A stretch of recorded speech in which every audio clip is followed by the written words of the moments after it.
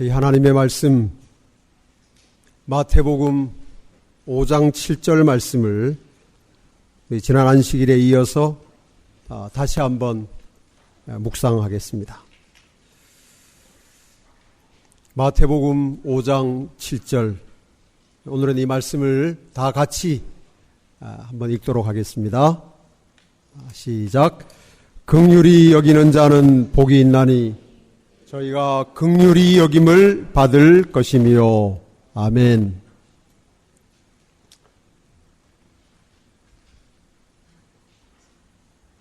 토마스 모어라는 아주 온 영국 사람들이 사랑하고 존경하는 대법관이 있었습니다. 그는 아주 잘 알려진 유토피아라는 책을 쓴 탁월한 작가이기도 합니다.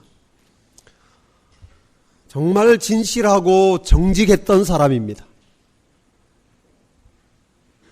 국민을 사랑했고 법을 사랑했고, 그래서 모든 백성들의 존경을 왕보다 더 많이 받았던 사람입니다. 그때 영국의 왕이 헨리 8세였는데 이 헨리 8세가 부인과 이혼하고 다른 여자랑 결혼하고 싶어서 계속 토마스 모어에게 내가 좀 결혼 좀 하게 해달라고 자꾸 요청을 해요. 왜냐하면 그때는 왕이 마음대로 이혼할 수 있는 시대가 아니었습니다. 그런데 국민들의 사랑과 존경을 받고 있는 이 토마스 모어가 좀 이렇게 왕의 편을 들어주면 국민들도 자기를 이해하지 않을까, 그렇게 생각해서 계속 요청했는데 이 토마스 모어가 단호하게 거절했습니다. 폐하 안 됩니다. 그래서 그만 이 헨리 8세의 미움을 사게 되었습니다. 그래서 헨리 8세가 교묘하게 토마스 모어를 반역죄로 몰아서 런던 탑에 가두어 두었다가 1535년에 단두대를 설치하고 그를 처형했습니다.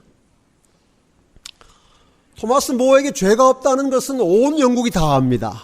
그리고 토마스 모어에게 사형을 선고한 재판관도 압니다. 그러나 왕의 명령을 거역할 수 없어서 그가 그만 사형을 판결한 것입니다. 그런데 이 토마스 모어가 자기에게 사형을 선고한 후배 재판관에게 다음과 같은 말을 남겼습니다. 내가 당신을 친구라고 부르도록 허락해 주시오. 친구여, 나는 당신과 나의 관계가 바울과 스데반의 관계가 되기를 바라오. 바울이 스데반을 죽였지만 하늘나라에서 두 사람은 가장 좋은 친구가 될 것이요. 그대가 나의 죽음을 선고했지만 하늘나라에서는 영원한 구원을 함께 누리는 친구가 되기를 바라오. 이렇게 말하는 토마스 모어를 재판관은 도무지 이해할 수가 없었습니다. 그래서 물었습니다. 아니, 제가 당신에게 사형을 선고했는데 이렇게 나를 선대하는 이유가 도대체 무엇입니까? 그러자 토마스 모어가 이렇게 대답을 했습니다.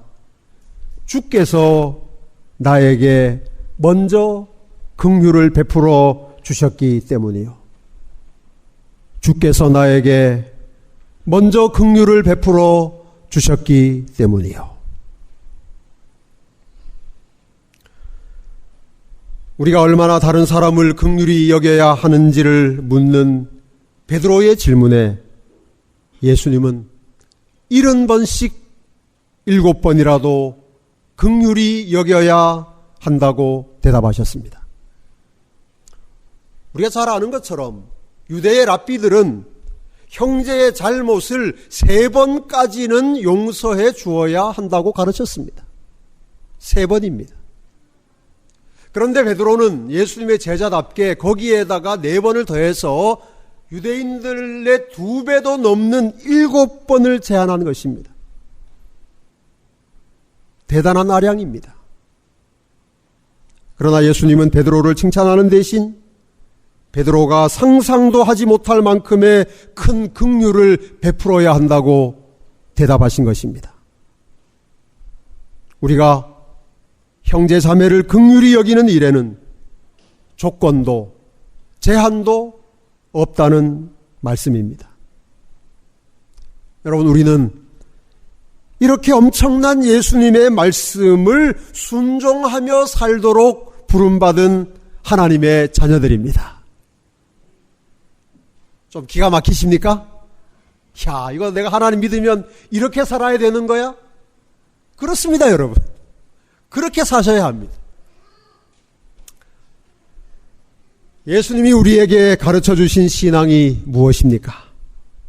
마태복음 16장 24절에서 예수님은 아무든지 나를 따라오려거든 자기를 부인하고 자기 십자가를 지고 나를 쫓아야 한다. 그렇게 말씀하셨습니다. 무엇을 지고 예수님을 따라가야 돼요? 무엇을요? 십자가를요.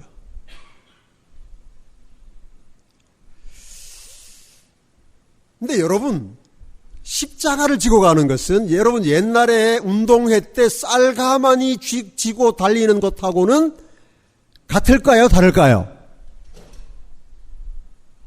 그래서 해보셨어요? 옛날 운동회 때 쌀 가마니 지고 달리기 그런 게 있었습니다. 초원에는. 서울에는 없었는지 모르겠어요. 제가 다니던 학교에는 있었습니다. 근데 그거는 이제 애들이 하는 게 아니라 동네 어른들이, 아저씨들이, 아버지들이 와서 하는 거예요. 정말 재미있었어요. 막 한 40kg짜리 쌀가마니를 지고 달리는 거 보면 심장이 막 뛰었어요. 여러분, 십자가를 지고 예수님을 따르는 것하고 쌀가마니를 지고 달리는 것하고 같을까요? 다를까요? 잘 모르십니까? 여러분들은 정말 쉬운 건 너무 잘 모르셔요. 어려운 것들은 잘 아시는데. 모르시니까 제가 대답을 해드려야 되겠네. 다릅니다. 달라요. 왜 다를까요? 십자가가 쌀가마니보다 더 무겁기 때문에 다를까요? 그렇지 않습니다. 십자가를 지나 쌀가마니를 지나 무거운 건 마찬가지예요. 불편합니다. 힘들어요. 그런데 무엇이 다른가? 쌀가마니를 지고 달리면 상을 받습니다. 십자가를 지고 가면 어떻게 될까요?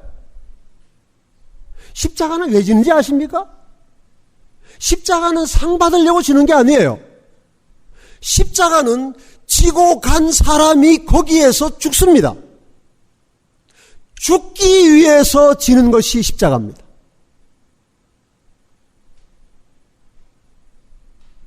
아무든지 나를 따라오려거든 자기를 부인하고 자기 십자가를 지고 나를 쫓을 것이니라. 그렇게 십자가 지고 예수님 따라가면 결국이 무엇인 줄 아십니까? 죽는 거예요. 십자가는 죽는 것입니다.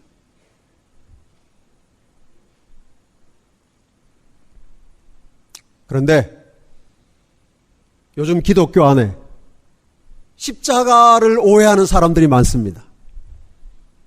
십자가를 자기 힘자랑하기 위해서 지는 줄로 착각하는 사람들이 굉장히 많아요.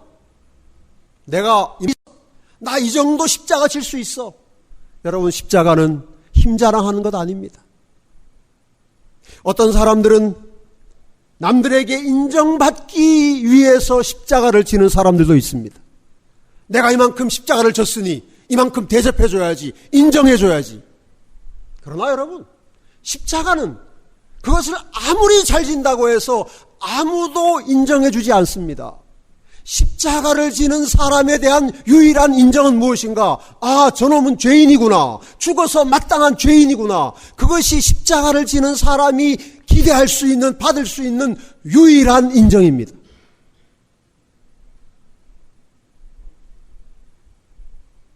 어떤 사람들은 십자가를 지면 인생이 아주 우아하고 멋있을 것으로 기대하는 것 같아요. 여러분, 십자가는 그런 것이 아닙니다. 십자가는 거기 매달려 죽기 위해서 지는 것입니다. 예수님이 그렇게 십자가를 지셨기 때문입니다. 고통과 수치와 모욕의 십자가입니다. 십자가에는 영광이 없습니다. 십자가에는 위로가 없습니다. 십자가에는 자랑하는 것이 없습니다. 십자가를 지고 가다가 십자가에서 죽는 것이 참된 기독교 신앙입니다. 그렇게 죽으면 그 다음에 예수님이 알아서 하시는 거예요. 책임지시는 것입니다.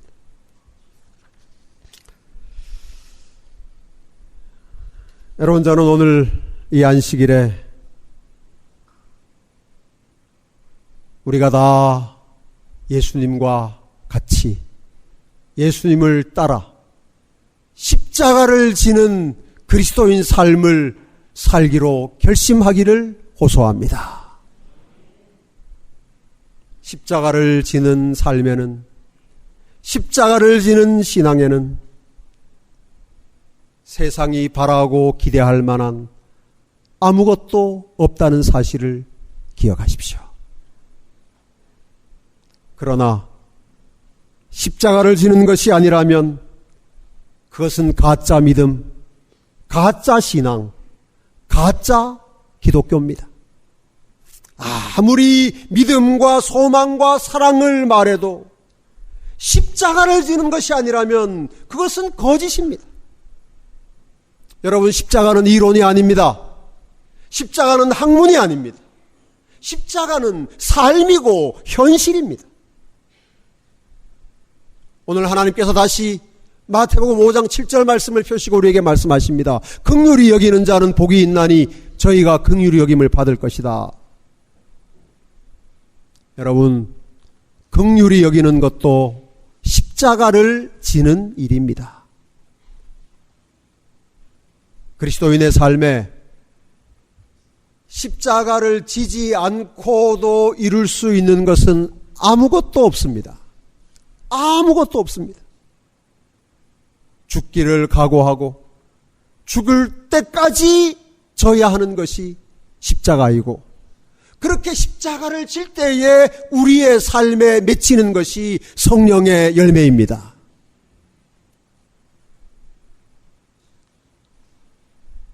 긍휼히 여기는 그리스도인 되기 위해서 십자가를 지는 우리 서울중앙교회 믿음의 가족들이 되시기를 주님의 이름으로 축복합니다. 오늘 긍휼히 여기는 그리스도인이라는 제목으로 말씀을 전하는 두 번째 시간에 저는 긍휼히 여기지 않는 그리스도인 한 사람을 여러분에게 좀 소개해 드리려고 합니다. 누가복음 15장에 기록된 탕자의 비유에 나오는 마다들입니다. 누가복음 15장 25절부터 32절에 기록된 말씀을 우리 같이 한번 읽어보도록 하겠습니다. 누가복음 15장, 우리가 너무나 잘 아는 탕자의 이야기에 나오는 누가복음 15장 25절부터 32절 말씀, 저와 여러분이 한 절씩 좀 교독하겠습니다. 다 찾으셨죠? 같이 제가 먼저 읽겠습니다. 마다들은 밭에 있다가 돌아와 집에 가까웠을 때에 풍류와 춤추는 소리를 듣고 대답하되 당신의 동생이 돌아왔음에 당신의 아버지가 그의 건강한 몸을 다시 맞아들이게 됨을 인하여 살찐 송아지를 잡았나이다 하니,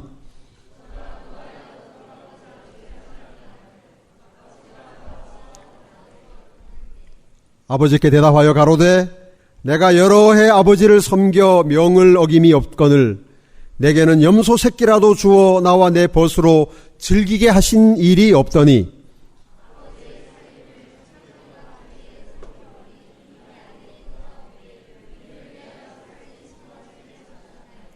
아버지가 이르되 예 너는 항상 나와 함께 있으니 내 것이 다 네 것이로되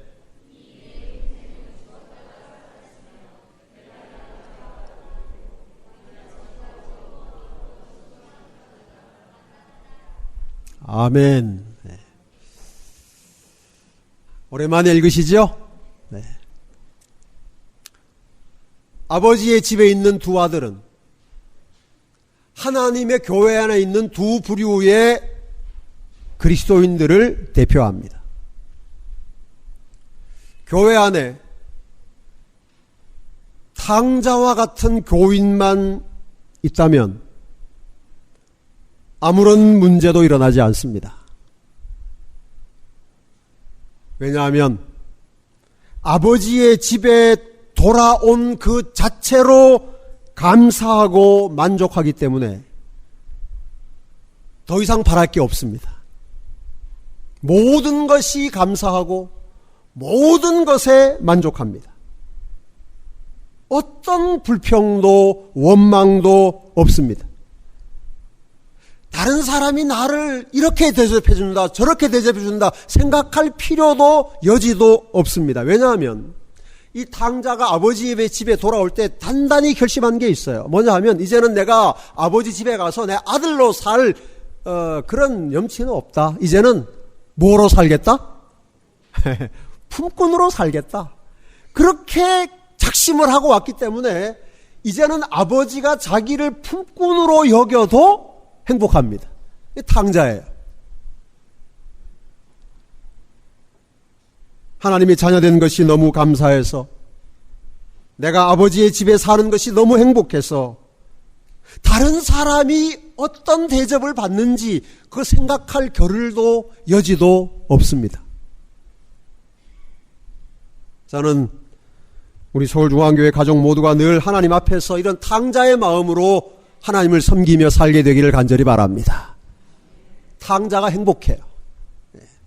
참 나쁜 짓 많이 했지만 행복합니다.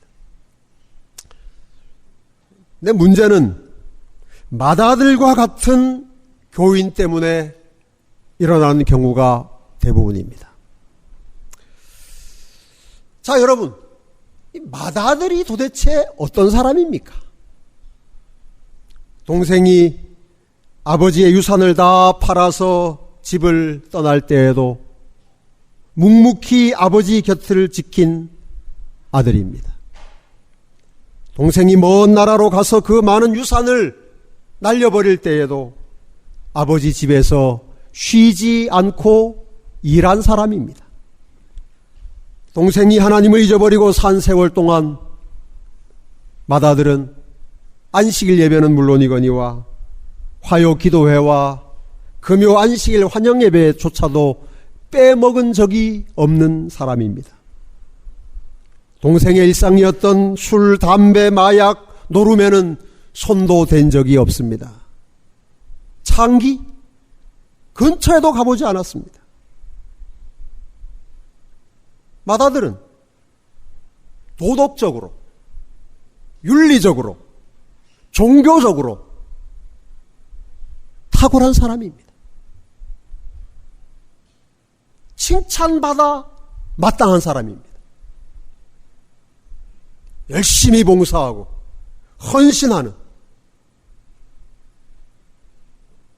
한 해가 갈 즈음에 교회에서 올해의 우리 교회 모범 교인을 뽑으면 1번에 이름이 올라갈 사람이 이 맏아들입니다. 그런데 이 맏아들이 집에를 안 들어가려고 합니다. 그렇죠? 자, 여기 하나님 말씀 누가복음 15장 28절에 저가 노하여 들어가기를 즐겨 아니하거늘. 집에 안 가겠다는 거예요. 못 들어가겠다는 것입니다. 이 모범적인 아들이, 아버지 속을 썩인 적이 없는 아들이 지금 아버지 집에 안 들어가겠다는 거예요. 왜 그렇습니까? 왜 그럴까요?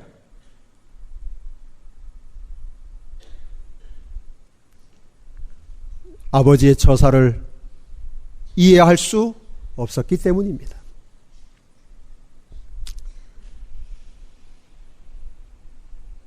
여러분은 이 맏아들의 행동이 지나치다고 생각하십니까? 어떠세요? 야, 이놈 정말 나쁜 놈이네. 그런 생각이 드셔요? 그렇지 않습니다. 맏아들의 생각과 태도는 지극히 정상입니다. 여러분, 지금 이 맏아들은 동생이 집에 왔다고 화가 난 것이 아닙니다. 아버지가 동생을 집에 들였다고 화가 난 것이 아닙니다. 여러분, 맏아들은 그런 불효자가 아닙니다. 맏아들은 동생이 집을 나간 이후부터 아버지가 얼마나 동생을 그리워하고 걱정하고 사모하는지를 잘 아는 아들입니다.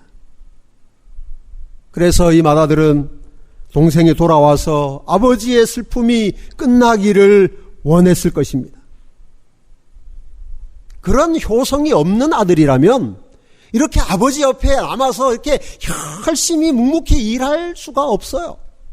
근데 여러분, 정말 이 맏아들은 맏아들다운 아들입니다. 훌륭한 아들이에요. 그런데 왜 이 아들이 집에 안 들어가려고 할까요? 동생 때문이 아니고 아버지 때문입니다. 아버지 때문이에요. 아버지가 베푼 잔치가 문제예요. 잔치 때문에 화가 난 것입니다. 여러분, 참 생각해 보세요. 여러분이 맏아들이라면 이게 정말 가당키나 한 일입니까? 잔치를 베풀려면 뭐 나가서 뭐 그렇게 그냥 이렇게 참 망나니처럼 살았다 하더라도 뭐 복권이라도 당첨돼서 들고 왔으면 그 잔치를 해줘야죠. 그렇죠? 뭐 개과천선 해가지고 뭐 장원급제해서 금의 환영하면 그 잔치해 주는 것이지만은 이게 뭡니까? 이게 뭐 정말 말할 수 없이 참 사람인지 짐승인지 모를 몰골로 돌아온 아들을 위해서 잔치를 베푼 아버지를 이 맏아들은 도저히 이해할 수가 없는 것입니다.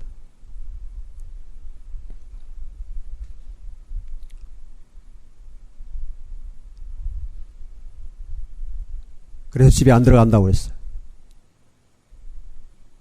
맏아들은 동생을 향한 아버지의 이런 태도를 도무지 이해할 수 없었습니다.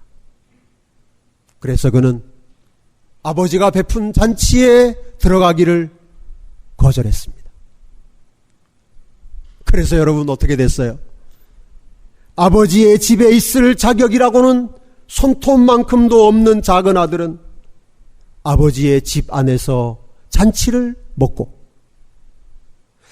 정작 아버지 집에 있을 자격으로 똘똘 뭉친 맏아들은 집 밖에 있는 것입니다.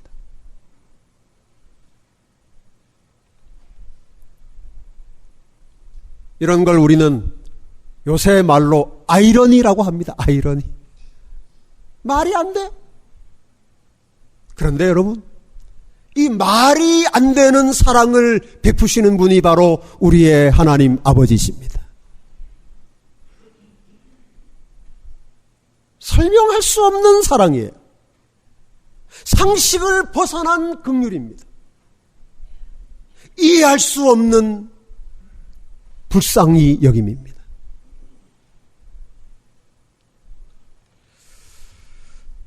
여러분, 우리가 신앙생활을 하면서 하나님 백성으로 살면서 이 상식을 뛰어넘는 하나님의 사랑을 이해하지 못하면 우리도 늘 신앙생활 피곤하고 힘듭니다.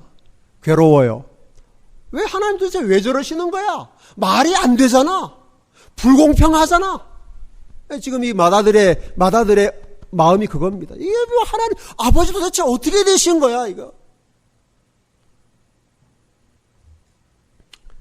우리는 우리 하나님을 내 기준, 내 경험, 내 판단의 기준에서 하나님을 설명하려고 하기 때문에 자주 아주 심각한 오해를 하게 되는 것입니다.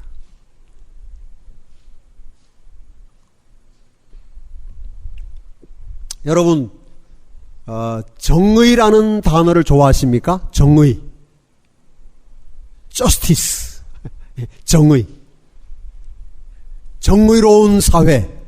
좋습니까? 우리 중앙교인들은 말이죠. 대답을 잘 안 해요. 그것이 이상해. 알아도 대답을 안 하고, 몰라도 안 하고, 그거 좀 이해할 수 없는, 그거 참 이해할 수 없는, 문화예요. 그래서 대답을 잘 안 하시니까 뭘 물으면 좀 민망해요. 뭐 이럴 때 뭐 재밌으면 웃기는 하시는데, 영 대답은 안 하셔요. 뭐, 존중합니다. 괜찮아요. 대답하기 싫으시면 안 하시는 거죠. 정의로운 세상 좋습니까? 대답하시니까 좋잖아요. 근데 정의가 뭔 줄 아세요? 정의. 정의는 쉽게 말하면 받아 마땅한 만큼 주는 게 정의예요. 받아 마땅한 만큼 주는 것. 그래서 잘못한 만큼 벌 주면 정의고, 잘한 만큼 상 받으면 정의예요. 근데 받아 마땅한 만큼 못 받으면 정의가 아니라고 생각합니다. 이 질서가 이제 잘 지켜지면 우리가 기분 좋고 편안한데, 이게 깨지면 불안하고 싫어지는 것입니다. 속상하고 화가 나죠. 정의는 좋은 것입니다. 우리 인간 세상에서 정의가 무너지면 살기 싫어요. 살기 싫어요. 그래도 정의가 지켜지면 살 맛이 납니다. 그게 우리의 인생입니다. 여러분, 이 탕자의 비유에 등장하는 이 마다들은 여러분 보시기에 정의로운 사람 같아요? 아니면 정의롭지 않은 사람 같아요? 이 사람은 굉장히 정의로운 사람입니다. 얼마큼 정의로운가 하면, 자, 내 동생은 이만한 죄를 지었으니 그만한 벌을 받아야 돼. 아주 계산이 정확한 사람이에요. 자, 여기 여러분 하나님 말씀 누가복음 15장 29절 30절 다시 보면 이렇게 되어 있습니다. 아버지께 대답하여 가로되 내가 여러 해 아버지를 섬겨 명을 어김이 없거늘 내게는 염소 새끼라도 주어 나와 내 벗으로 즐기게 한 일이 없더니. 여기까지는 괜찮아요. 이건 아버지가 원래 그렇다고 생각한 거예요. 우리 아버지는 내가 아무리 일해도 염소 새끼 잡아서 잔치해 주시는 분이 아니야. 이건 괜찮아요. 그래서 참았어요. 아버지한테 따진 적이 없습니다. 아버지 염소 주세요. 그렇게 하지도 않았어요. 아들은 불만이 없었는데 무엇 때문에 불만이 생겼는가 하면, 아버지가 동생을 위해서는 송아지를 잡은 거예요. 그게 문제예요. 아버지가 나한테 염소를 안 준 건 괜찮았어요. 한 번도 불만이 없었습니다. 따지지 않았는데, 나보다 대접을 안 받아야 될 동생을 위해서는 뭘 잡았어요? 송아지를 잡은 것입니다. 그래서 화가 난 것입니다. 이건 정의롭지 않은 것이니까요. 공평하지 않으니까요. 마다들은 정의롭지 않은 아버지의 집에, 공평하지 않은 아버지의 집에 들어가고 싶지 않았던 것입니다. 그는 정의에 집착한 나머지 아버지의 긍휼, 아버지의 불쌍히 여기심을 이해하지 못한 것입니다.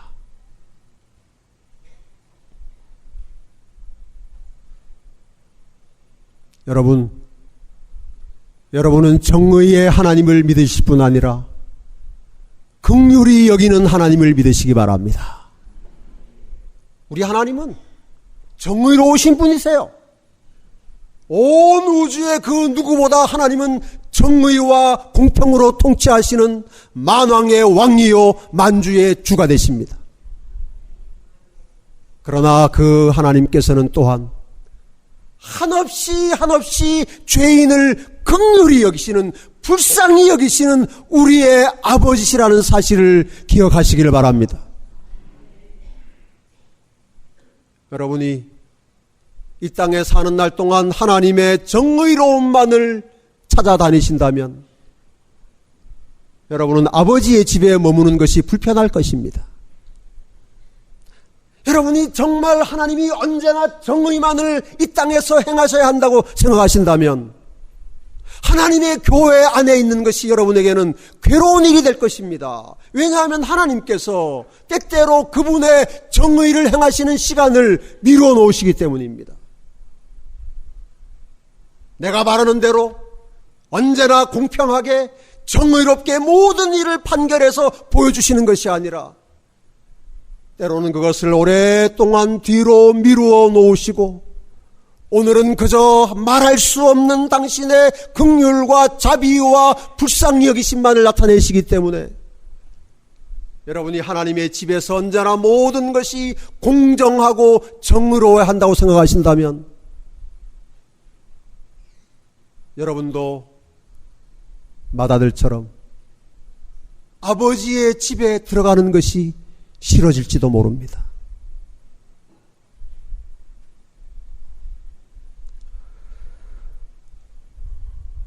사랑하는 우리 서울중앙교회 가족 여러분,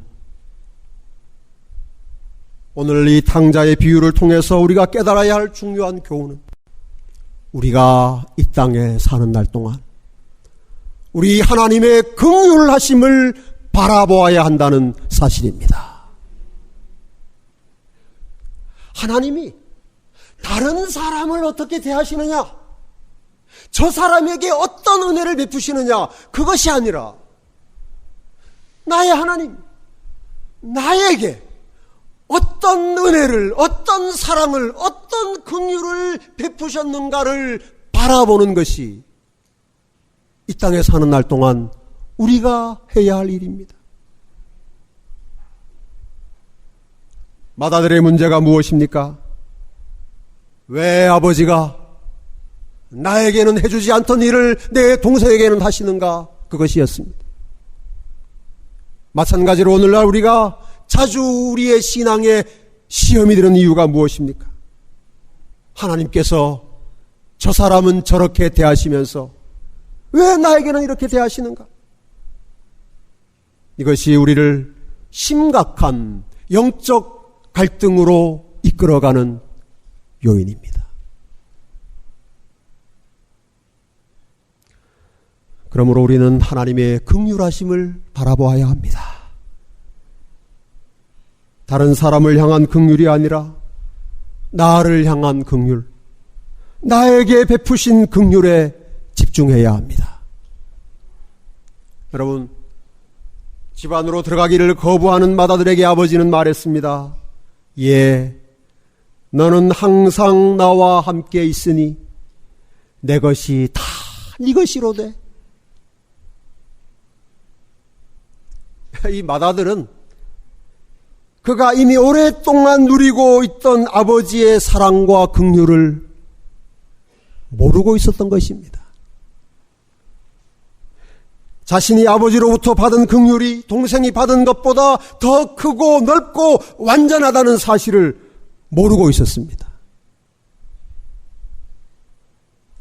그래서 아버지 집에서 날마다 따뜻한 새끼 밥을 먹던 마다들이 돼지가 먹는 쥐염 열매를 찾다가 집에 돌아온 동생에게 차려준 한 끼의 식사를 놓고 질투한 것입니다.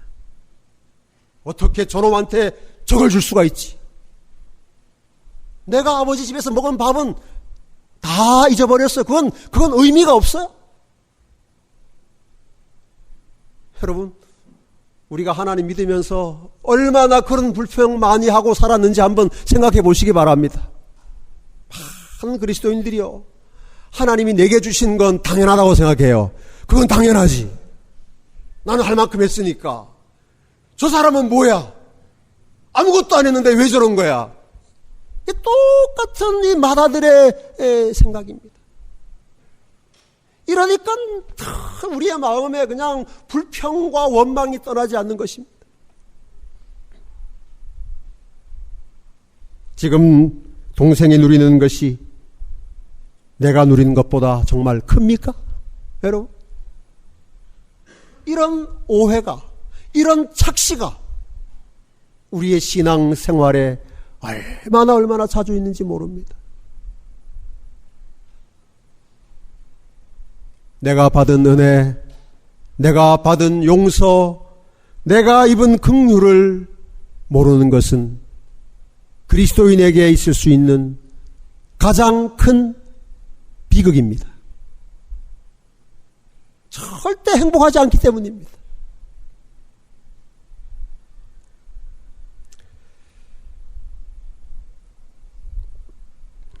히브리서 2장 17절 18절 말씀을 보겠습니다.